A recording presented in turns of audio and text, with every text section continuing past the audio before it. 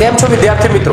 આપણે અભ્યાસ કરી રહ્યા છીએ આધુનિક ભારતના ઇતિહાસનો, જેમાં અભ્યાસનો મુદ્દો છે ભારતીય રાષ્ટ્રીય આંદોલન, જેમાં મિત્રો અમુક મહત્વના જે સંગઠનો છે જે તમારે ગોખવા જ પડે, એ કોઈ વિકલ્પ નથી, એની ટૂંકાણમાં માહિતી આપને આપી દઉં છું.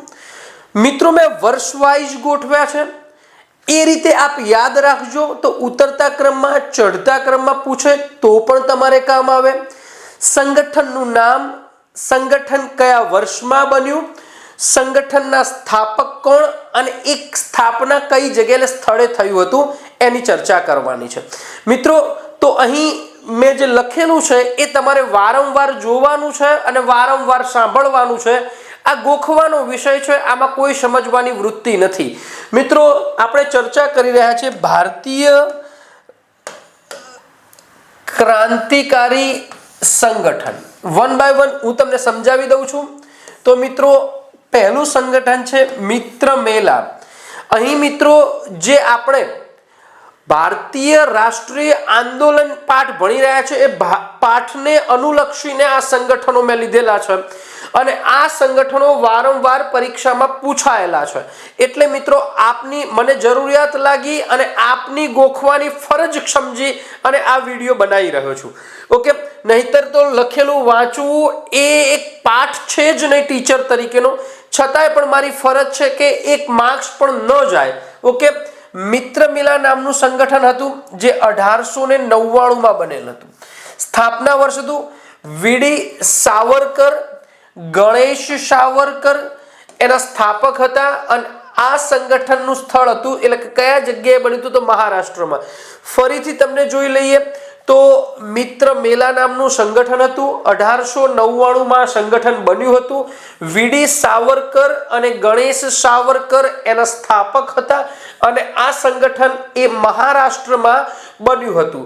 બીજું એક સંગઠન જોઈ લઈએ. અહીં મહત્વના સંગઠનની ચર્ચા ચાલે છે, અનુશીલન સમિતિ, જેનું સ્થાપના વર્ષ હતું 1902 અને એના જે સ્થાપક હતા વારિન્દ્ર કુમાર ઘોષ, જતીન્દ્રનાથ બેનર્જી, પ્રબોધ મિત્ર, પુલિન દાસ અને સતીશ ચંદ્ર બોઝ. ફરીથી એક વખત જોઈ લેજો, વારિન્દ્ર કુમાર ઘોષ, જતીન્દ્રનાથ બેનર્જી, પ્રબોધ મિત્ર, પુલિન દાસ, સતીશ ચંદ્ર બેનર્જી અને આનું સ્થળ હતું બંગાળ. ઓકે, તો ત્રીજું એક મહત્વનું સંગઠન જોઈ લઈએ અને એ સંગઠન હોય છે અભિનવ ભારત સમાજ. કયું સંગઠન? અભિનવ ભારત સમાજ. મિત્રો આ વિડીયો આપની નોટબુકમાં પણ લખી લેજો, જે સંગઠન છે એ ક્રમમાં, અને વારંવાર સાંભળજો. મારા મુખની કોઈ જરૂર નથી, અહીંયા મારી મુખાકૃતિ માત્ર ગૌણ છે, હું માત્ર અહીં ઉદ્ઘોષક છું, બરાબર ને? તમારે માત્ર કાને સમજે, કાને ભરાઈ અને જેમ ગીત સાંભળતા હોય એવી રીતે આ સંગઠનોનું જે વિડીયો છે સાંભળવાનો છે, બરાબર ને? ઓકે, અભિનવ ભારત સમાજ 1904માં એની સ્થાપના થઈ હતી અને વીડી સાવરકર એના સ્થાપક હતા અને આ સંગઠન મહારાષ્ટ્રમાં બન્યું હતું. ઓકે, આગળનું સંગઠન જોઈ લઈએ મિત્રો, હિન્દુસ્તાન રિપબ્લિકન એસોસિએશન. મિત્રો આ આઈએમપી છે, આ એક વખત બિહારની પરીક્ષામાં પૂછાયેલું છે. હિન્દુસ્તાન રિપબ્લિકન એસોસિએશન, એને ટૂંકાણમાં HRA તરીકે ઓળખવામાં આવે છે. હિન્દુસ્તાન રિપબ્લિકન એસોસિએશન, જેની સ્થાપના વર્ષ 1924માં થઈ હતી અને આના જે સ્થાપક હતા સચિન્દ્રનાથ સાન્યાલ, રામપ્રસાદ બિસ્મિલ અને ગણેશ ચેટર્જી. મિત્રો આ આઈએમપી કહું છું, એક વખત ફરીથી ગોખી લેજો. ફરીથી તમને ચર્ચા કરું છું, હિન્દુસ્તાન રિપબ્લિકન એસોસિએશન અને ટૂંકાણમાં HRA તરીકે ઓળખવામાં આવે છે. સ્થાપના વર્ષ 1924 અને સ્થાપક સચિન્દ્રનાથ સાન્યાલ, રામપ્રસાદ બિસ્મિલ, યોગેશ ચેટર્જી અને આ સ્થળ છે કહેવાય કે કઈ જગ્યાએ બન્યું હતું તો મિત્રો બંગાળમાં આ સ્થપાયું હતું. અને એક બીજા મહત્વના આ પણ આઈએમપી. અહીં મિત્રો કેમ હું તમને આઈએમપી કહું છું, આ બેમાં તમને તકલીફ થશે. કોણ છે તમારા કદાચ ડાયવર્ટ થઈ શકે મુદ્દો. અહીં જુઓ, હિન્દુસ્તાન સોશિયાલિસ્ટ રિપબ્લિકન એસોસિએશન, માત્ર તમે જુઓ સોશિયાલિસ્ટ શબ્દ એડ કરી દેવામાં આવ્યો છે.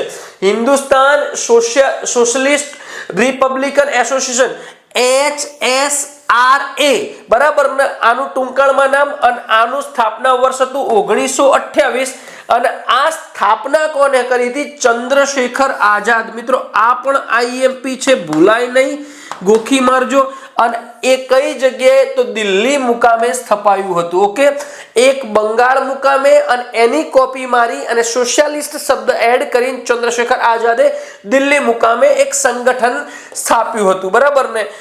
એક યુગાંતર નામનું સંગઠન બન્યું હતું, જે સ્થાપના વર્ષ 1906 છે, જેના સ્થાપક VK ઘોષ અને ભૂપેન્દ્રનાથ દત્ત હતા. મિત્રો આ જે મહત્વનું છે એ પણ આઈએમપી છે, એ પણ તમે જોઈ લેજો. આમ તો મિત્રો જે પણ મેં લીધા છે એ મોસ્ટ આઈએમપી સંગઠનો છે, જે વારંવાર પરીક્ષામાં પૂછાયેલા છે. ઓકે, અને આનું સ્થળ છે કલકત્તા મુકામે બન્યું હતું. ઓકે, લાસ્ટ જોઈ લઈએ જે મહત્વનું, અંજુમન એ મોહિશબાન એ વતન. મિત્રો આ પણ આઈએમપી છે, એટલે ટૂંકમાં બધા જે છે એ આઈએમપી છે. આ ઉત્તર પ્રદેશની સરકારે એક વખત પરીક્ષા લીધી હતી ક્લાસ 1-2 માં, ત્યારે આ પ્રશ્ન પૂછાયો હતો. સ્થાપના વર્ષ નક્કી નથી મિત્રો, અને એના સ્થાપક સરદાર અજીતસિંહ કરીને હતા, અને એ કઈ જગ્યાએ? તો લાહોર મુકામે બન્યું હતું.